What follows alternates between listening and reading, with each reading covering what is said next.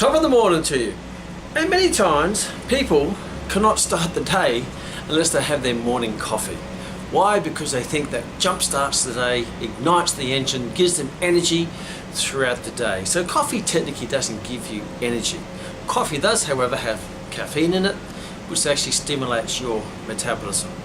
And it also can slightly change your respiratory quotient, where you'll start to get your body to burn fat and spare carbohydrate. And that's why caffeine in high dosages are a banned drug by the International Olympic Committee.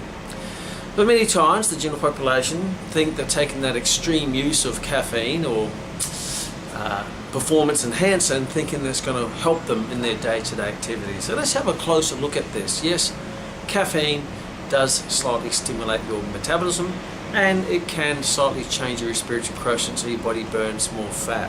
But the word is slightly. A lot of people think if I take a coffee, then that's going to rev up the engine, I'm going to burn energy off all day long and burn fat, and that's going to be the thing that makes me successful at losing weight or performing at an elite level.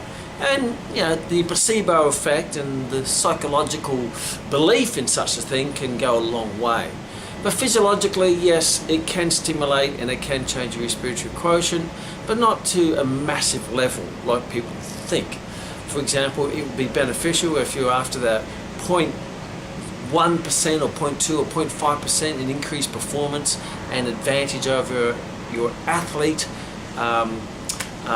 competitor at the Olympic level. But for the general population, it's not going to all of a sudden, I lost 20 kilos because I drink coffee, and I perform to elite level because I drink coffee if you're very unfit. So if you enjoy your coffee and you like your coffee, certainly have your coffee, but don't think that's going to be the difference between you succeeding to achieve your physical goal and not achieving, because there are many things that stimulate metabolism massively to a greater heights. Things like exercise.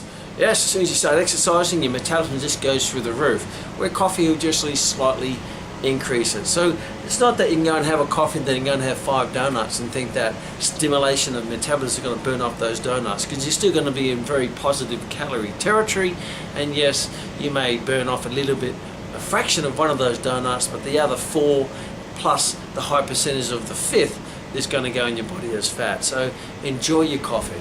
And yes, there is a little side benefit that will give you a stimulation, and there is a little side benefit that will get your body to burn a little bit extra fat.